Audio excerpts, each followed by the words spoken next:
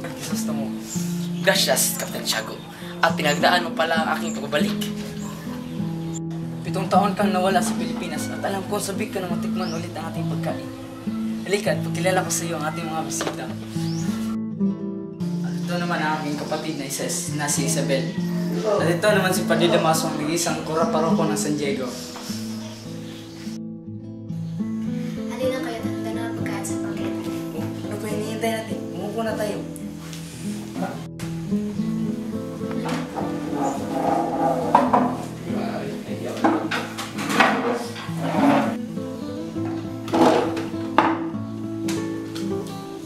Kumusta na yung pag-aaral sa Europa?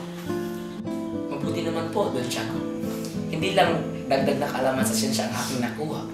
Bagkus naintindihan ko din ang iba't ibang pamumuhay ng mga taong aking nakasalamuha. Ngunit likas na mangumang pa rin ng mga Indio kahit saan pa sila makaral. Ay, di ba na gamis?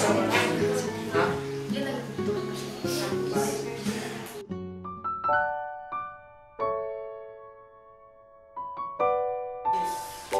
Nagbalik ka! Alam mo namang babalik at babalikan kita. Akala ko nga nakalimutan mo na ako. Ang dami kayang magagandang babae sa ibang bansa na iyo. Kailan man hindi ako maghahanap ng iba, ikaw lamang ang mahal ko, Maria. Kailangan ko nang umalis, Maria, sapagkat pupunta pa ako sa San Diego para bisitahin ang puntod ng aking ama. Mag-ingat ka, Crisostomo.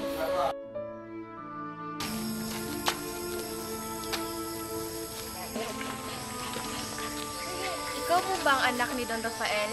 Opo, bakit? Ano kasi, inilipot na po kasi ang labi ni Don Rafael sa isang Chinese cemetery. Ngunit sa gabing iyon ay malakas ang ulan, kaya po ay tinapon na po lamang ang labi ni Don Rafael sa isang ilog. Pasensya na po. Sino nagsabi na ilipat ang labi ng aking ama? Ang kura paroko po ng San Diego. Asan si Padre Salvi? Sino nagsabi na may karapatan kayong alisin sa sementeryo ang labi ng aking ama? Uminahan ka, Crisostomo. Wala akong kinalaman sa nangyari dahil hindi naman ako kura-paroko ng San Diego noon. Si Padre Damaso pa noon ang namamahala. Asan si Padre Damaso?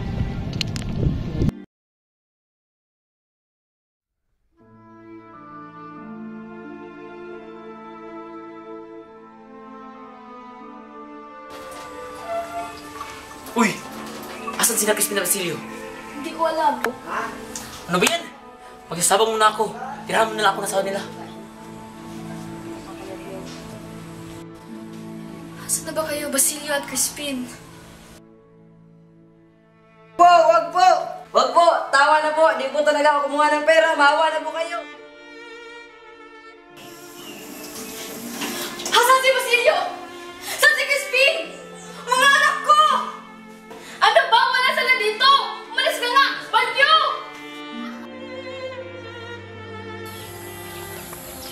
Basilio? Crispin? Andito na si Unang!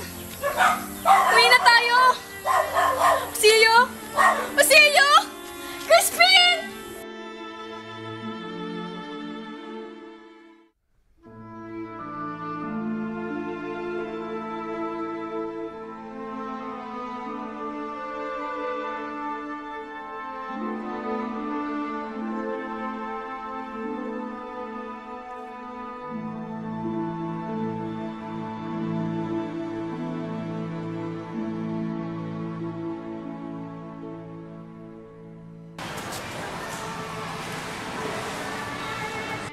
Mag-ingat kayo ng Crisostomo sa paglagay ng unang mundo sa iyong pinatayong eskwelahan kasi manarinig ako nagbanta sa iyo na papatayin kayo sa araw na iyon. Basta mag-ingat kayo ng Crisostomo.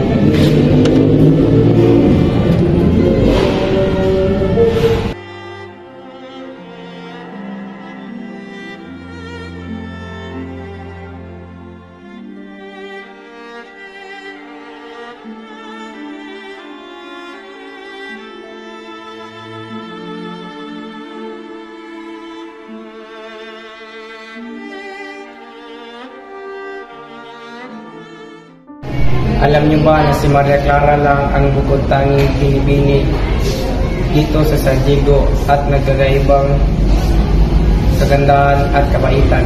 Yan ang isa sa binigay dito.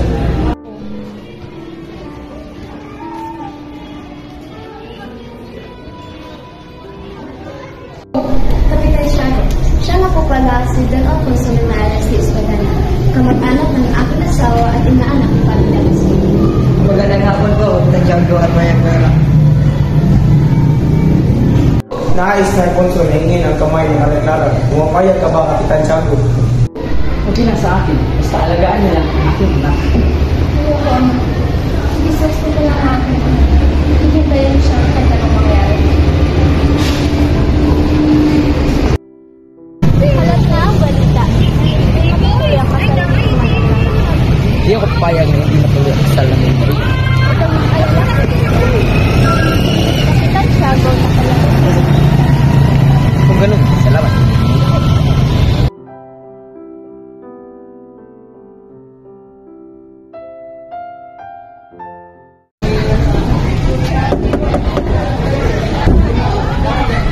Don Crisostomo, maaari po ba kayo sumama sa amin? Bakit? Anong ginawa ko? Ikaw kasi ang tinuturo na pinuno sa pag-aalsa ng mga gwardiya sibil. Abay, wala akong kinalaman dyan. Ano ba? Bitawan mo ko. Ano ba?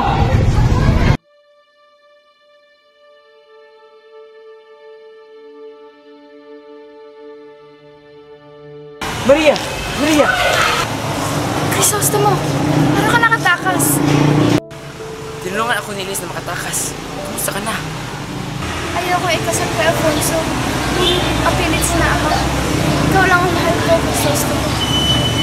Hindi ko hahayaan na may kasal ka sa iba. Pagkatapos itong gulo, babalikan kita.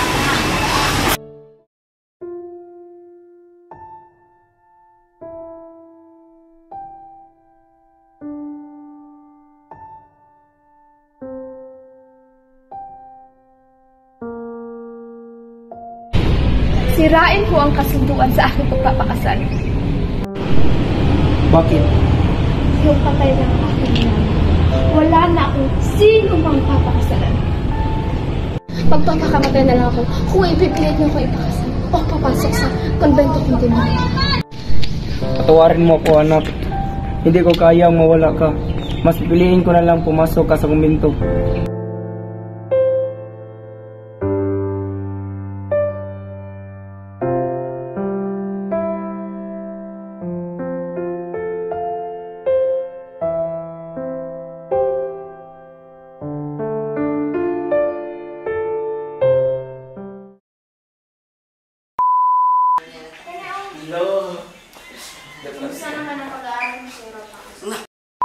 Go.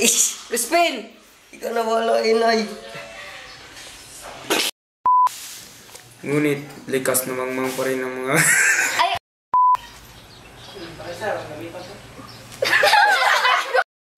Si Padre Damaso pa noon. Huminahon ka, Crisostomo. Wala akong kinalaman sa mga sinasabi.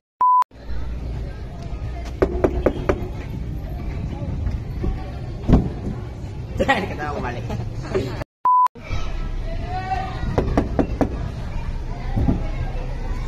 Don Crisostomo. Go. Tawarin mo po, anak. Hindi ko kaya mawala ka. Mas pipiliin ko mawala. 2, 1, go.